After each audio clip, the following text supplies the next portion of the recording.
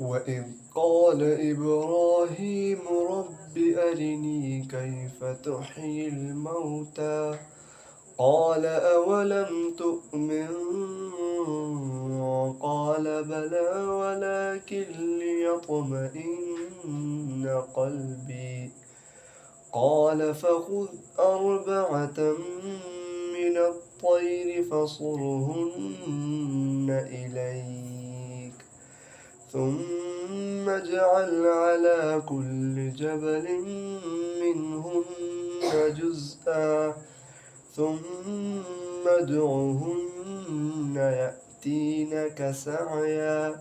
واعلم أن الله عزيز حكيم مثل الذين